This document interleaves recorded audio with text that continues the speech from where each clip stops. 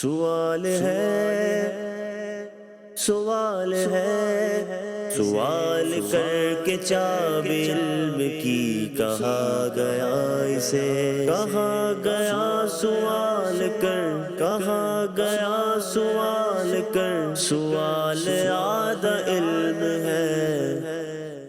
الحمدللہ رب العالمین والصلاة والسلام علی سید المرسلین، اما بعد فاعوذ باللہ من الشیطان الرجیم، بسم اللہ الرحمن الرحیم۔ الصلاة والسلام علیک یا رسول اللہ وعلی آلک واصحابک یا حبیب اللہ، الصلاة والسلام علیک یا نبی اللہ وعلی آلک واصحابک یا نور اللہ۔ مدنی چینل کے ناظرین، آپ دیکھ رہے ہیں پروگرام سوال۔ آئیے پہلے درود پاک کی ایک فضیلت شامل کرتے ہیں اور پھر حسب سابق سوال نبی پاک صلی اللہ تعالیٰ علیہ وآلہ وسلم کی بارگاہ میں کیا گیا ایک سوال، وہ انشاءاللہ الرحمن آج کے پروگرام میں شامل کریں گے۔ نبی کریم رؤوف الرحیم صلی اللہ تعالیٰ علیہ وآلہ وسلم نے ارشاد فرمایا ثلاثۃ یوم القیامت تحت عرش اللہ یوم لا ظل الا ظلہ، او کما قال علیہ الصلوۃ والسلام۔ فرمایا تین طرح کے لوگ وہ ہیں جنہیں قیامت کے دن اللہ تبارک و تعالیٰ کے عرش کا سایہ نصیب ہوگا۔ فرمایا اس دن اللہ تبارک و تعالیٰ اپنے عرش کا سایہ عطا فرمائے گا، لا ظل الا ظلہ، ارشاد فرمایا جس دن اللہ تبارک و تعالیٰ کے عرش کے سوا اور کوئی سایہ نہ ہوگا۔ عرض کی گئی یا رسول اللہ صلی اللہ علیہ وسلم، سوال کیا گیا نبی پاک علیہ الصلوۃ والسلام سے، یا رسول اللہ صلی اللہ علیہ وسلم وہ کون لوگ ہیں، کیسے اعمال کرنے والے، کس طرح کے وہ لوگ ہیں جنہیں یہ سعادت نصیب ہوگی؟ فرمایا نبی پاک علیہ الصلوۃ والسلام نے، من فرج عن مکروب امتی، فرمایا وہ آدمی جو میرے کسی امتی کی پریشانی کو دور کر دے۔ اللہ تبارک و تعالیٰ اسے کیا کرے گا؟ قیامت کے دن اپنے عرش کا سایہ نصیب فرمائے گا۔ فرمایا ومن احیا سنتی، جو میری سنت کو زندہ کر دے۔ اور تیسرا فرمایا ومن اکثر الصلاۃ علی، او کما قال علیہ الصلوۃ والسلام، فرمایا جو مجھ پر کثرت کے ساتھ درود پاک پڑھنے والا ہے، اللہ تبارک و تعالیٰ اسے بھی اپنے عرش کا سایہ نصیب فرمائے گا۔ صلو علی الحبیب صلی اللہ تعالی علی محمد صلی اللہ علیہ وسلم، صلاۃ و سلاما علیک یا سیدی یا رسول اللہ۔ مدنی چینل کے ناظرین، اس روایت میں، اس حدیث پاک میں صرف تین طرح کے لوگوں کا ذکر ہے۔ اگر آپ یہ جاننا چاہتے ہیں کہ اور کون سے اعمال ایسے ہیں کہ جن پر نبی پاک صلی اللہ تعالیٰ علیہ وآلہ وسلم نے یہ بشارت ارشاد فرمائی ہے کہ انہیں اللہ تبارک و تعالیٰ اپنے عرش کا سایہ نصیب فرمائے گا، وہ کون سے ایسے اعمال ہیں جن کے کرنے پر قیامت کے دن جب کوئی سایہ نہ ہوگا اللہ کریم اپنے عرش کا سایہ نصیب فرمائے گا، تو ایک بہت پیاری کتاب ہے امام جلال الدین سیوطی شافعی رحمۃ اللہ تعالی علیہ کی تمہید الفرش، اور اس کا الحمدللہ اردو ترجمہ مکتبۃ المدینہ سے شائع شدہ ہے، جو کہ المدینۃ العلمیہ اسلامک ریسرچ سینٹر کے مدنی علماء کرام نے کیا ہے، جس کا نام ہے سایہ عرش کس کو ملے گا۔ تو یہ مکتبۃ المدینہ سے رسالہ کتاب حاصل کر لیجئے۔ اس میں جن اعمال صالحہ کا ذکر ہے، جن نیک کاموں کا ذکر ہے، انہیں اپنی زندگی میں شامل کر لیں گے تو انشاءاللہ الرحمن اللہ تبارک و تعالیٰ کے عرش کے سائے کے حقدار بن جائیں گے۔ اللہ تبارک و تعالیٰ ہمیں قیامت میں اپنے عرش کا سایہ نصیب فرمائے، آمین بجاہ النبی الامین صلی اللہ تعالیٰ علیہ وسلم۔ مدنی چینل کے ناظرین، نبی پاک صلی اللہ تعالیٰ علیہ وآلہ وسلم کی بارگاہ میں ایک دن ایک شخص نے سوال کیا۔ وہ سوال کرنے کا سبب کیا تھا، آئیے پہلے اسے سنتے ہیں۔ اور نبی پاک صلی اللہ علیہ وسلم کیسے تشریف فرما تھے، کیا صورت تھی جب یہ سوال کیا گیا۔ حضرت سیدنا ابو سعید خدری رضی اللہ تعالیٰ عنہ ارشاد فرماتے ہیں، اور اس حدیث پاک کو امام بخاری رحمۃ اللہ تعالیٰ علیہ صحیح بخاری شریف میں نقل فرماتے ہیں کہ ان النبی صلی اللہ علیہ وسلم جلس ذات یوم علی المنبر، نبی پاک صلی اللہ تعالی علیہ وآلہ وسلم ایک دن منبر انور پر تشریف فرما تھے، جلوہ گر تھے۔ وجلسنا حولہ، حضرت ابو سعید خدری رضی اللہ تعالیٰ عنہ ارشاد فرماتے ہیں اور ہم بھی پاس بیٹھے ہوئے تھے، نبی پاک صلی اللہ تعالیٰ علیہ وآلہ وسلم کے ارد گرد بیٹھے ہوئے تھے۔ فقال، نبی پاک صلی اللہ تعالیٰ علیہ وآلہ وسلم نے فرمایا، ان مما اخاف علیکم من بعدی ما یفتح علیکم من زہرت الدنیا وزینتها، او کما قال علیہ السلام۔ نبی پاک علیہ السلام نے فرمایا میں اپنے بعد تم پر ایک بات کا خوف کرتا ہوں۔ کس بات کا؟ فرمایا اس بات کا مجھے ڈر ہے، وہ ما یفتح علیکم، فرمایا کہ تمہارے لیے دنیا کی زینت، دنیا کی جو رنگینی ہے، دنیا کی تر و تازگی، ارشاد فرمایا یہ تمہارے لیے کھول دی جائے گی۔ ما یفتح، فرمایا اور مجھے اس کا خوف ہے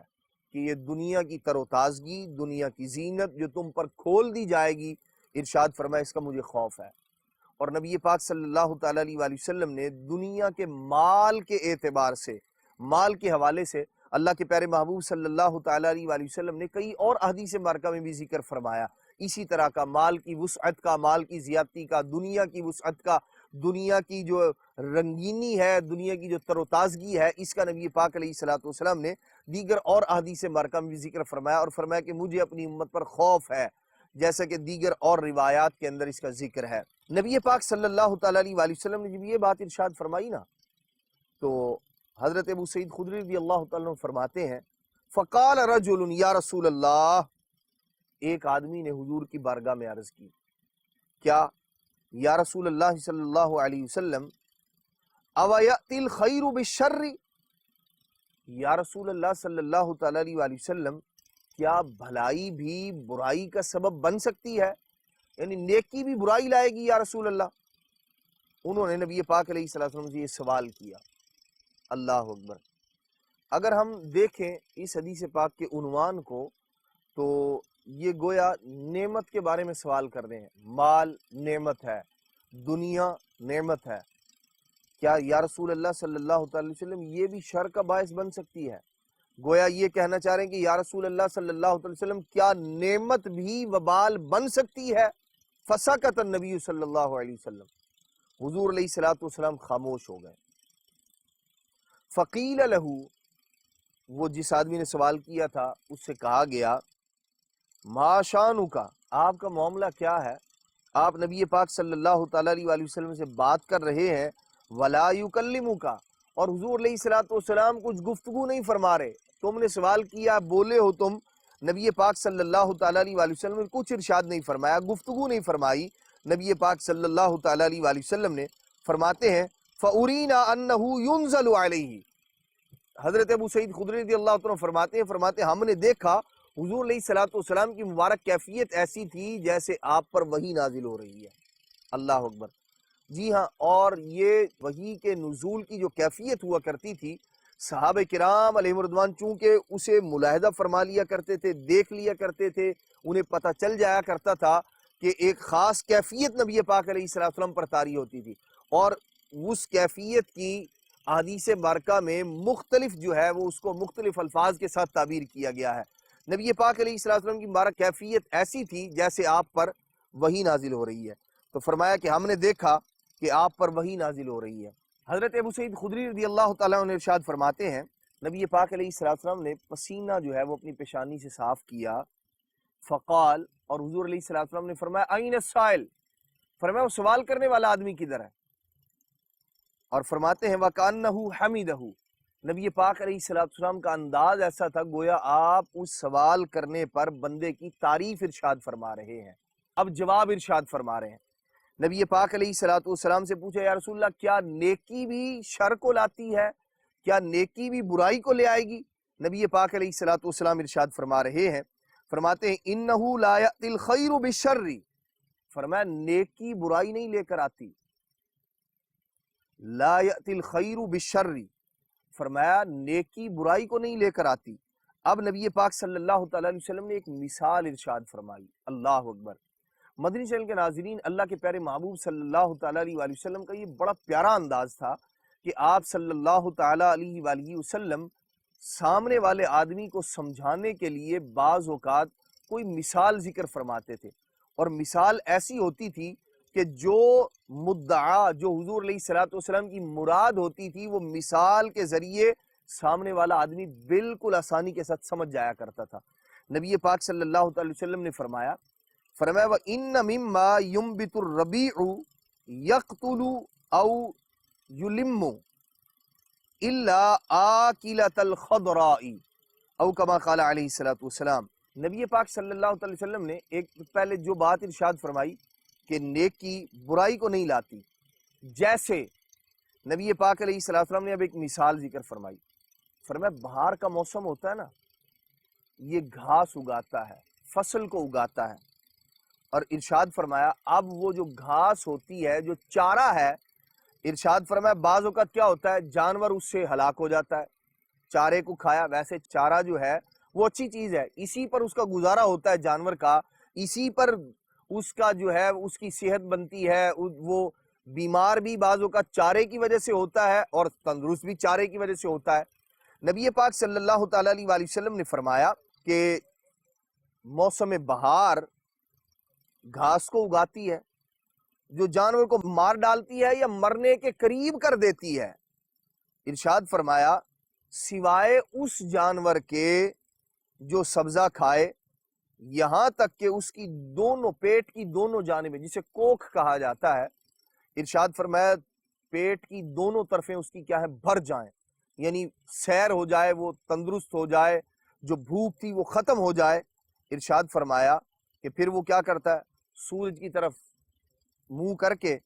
پھر وہ اس کو ہضم کرتا ہے، اور جو اس کے جسم سے جو فاضل چیزیں ہیں وہ نکل جاتی ہیں اور چرتا ہے، دوبارہ جو ہے وہ کھانا شروع کر دیتا ہے. نبی پاک صلی اللہ تعالیٰ علیہ وآلہ وسلم نے یہ مثال ارشاد فرمائی کہ جیسے چارہ گھاس موسم بہار اس کو اگاتا ہے، لیکن ارشاد فرمایا بعض اوقات ہوتا کیا ہے، یہی جو اچھی چیز ہے، جو سرسبز ہے، جو شاداب ہے، جانور بعض اوقات کھاتا ہے، بیمار ہو جاتا ہے، بعض اوقات اسی چارے سے وہ تندرست ہو رہا ہوتا ہے. جی ہاں، یہ ہمارے دن رات کے مشاہدات میں سے ہے کہ جانور چارہ کھا رہا ہے، تندرست ہو رہا ہے، توانا ہو رہا ہے، دودھ جو ہے اس کا بڑھ رہا ہے، اور اسی طرح تندرستی کے اندر اضافہ ہو رہا ہے، موٹا تازہ ہوتا چلا جا رہا ہے، فربا ہوتا چلا جا رہا ہے. اور ایک وقت ایسا آتا ہے چارہ کھایا، پتہ چلا بیمار ہو گیا، اور پتہ چلا اسی چارہ کھانے کی وجہ سے، اسی گھاس کھانے کی وجہ سے جانور جان سے ہاتھ دھو بیٹھا، دنیا سے چلا گیا، مر گیا، ختم ہو گیا، یا مرنے کے قریب ہو گیا. تو یہ ساری کی ساری چیزیں زندگی کے مشاہدات میں سے ہیں. نبی پاک صلی اللہ تعالیٰ علیہ وآلہ وسلم نے فرمایا ایسا ہی ہوتا ہے. اور پھر آقا دو جہاں صلی اللہ تعالی وسلم نے دوسرے جانور کی گویا مثال ذکر فرمائی. فرمایا بعض اوقات ایسا ہوتا ہے کہ جانور کھاتا ہے، پیتا ہے، اور سورج کی طرف منہ کرتا ہے، جگالی کرتا ہے، چارہ اس کو ہضم ہو جاتا ہے، وہ پھر سے دوبارہ سے کھانا شروع کر دیتا ہے. فرمایا وَإِنَّ هَذَا الْمَالَ خَضِرَةٌ حُلْوَةٌ. نبی پاک صلی اللہ تعالیٰ علیہ وآلہ وسلم نے ارشاد فرمایا یہ جو مال ہے یہ سرسبز ہے، یہ میٹھا ہے. ارشاد فرمایا فَنِعْمَ صَاحِبُ الْمُسْلِمِ مَا أَعْطَى مِنْهُ الْمِسْكِينَ وَالْيَتِيمَ وَابْنَ السَّبِيلِ. نبی پاک صلی اللہ تعالیٰ علیہ وآلہ وسلم نے ارشاد فرمایا وہ کیسا اچھا مسلمان ہے، وہ کتنا پیارا مسلمان ہے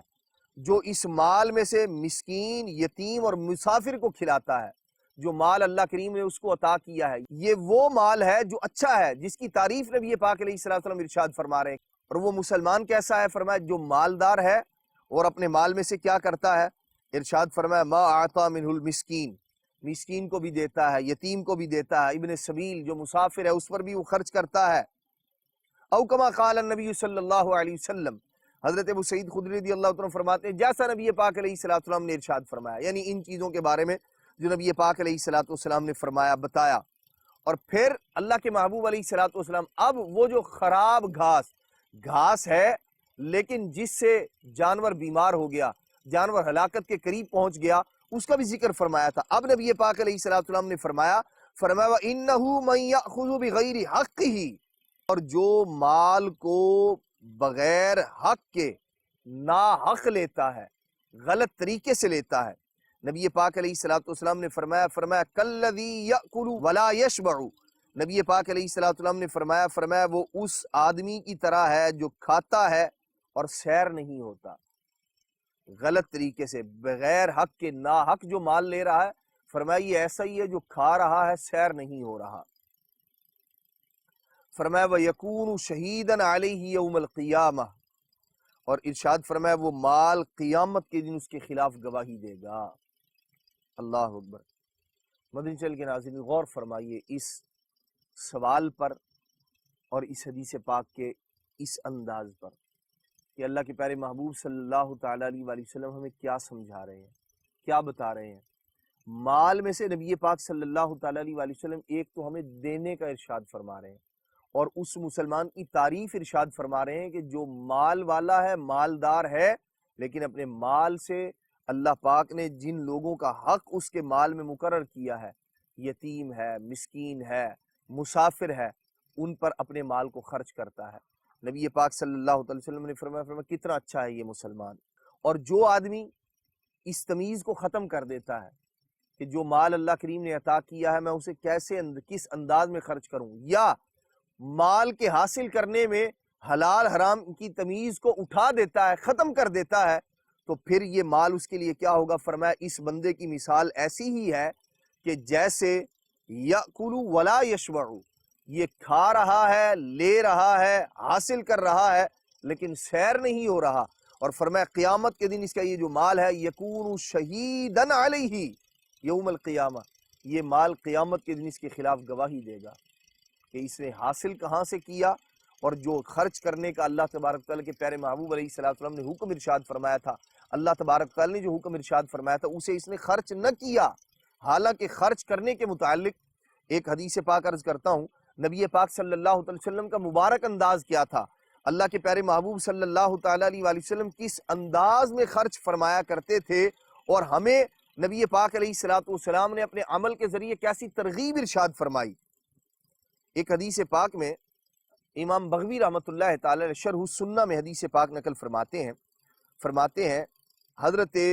ام سلمہ رضی اللہ تعالی عنہ، ام المومنین ہے، حضرت ام سلمہ رضی اللہ تعالی عنہ کے گھر ذبح فی بیت ام سلمہ شاۃ، فرماتے ہیں کہ حضرت ام سلمہ رضی اللہ تعالی عنہ کے گھر ایک بکری ذبح کی گئی۔ صحابی رسول فرماتے ہیں کہ جب اس سے ٹانک دیا گیا، کھال کو علیحدہ کر دیا گیا، اس سے جو بکری ذبح کی گئی تھی، فرماتے ایک مسکین آ گیا، جاء مسکین یستطعم،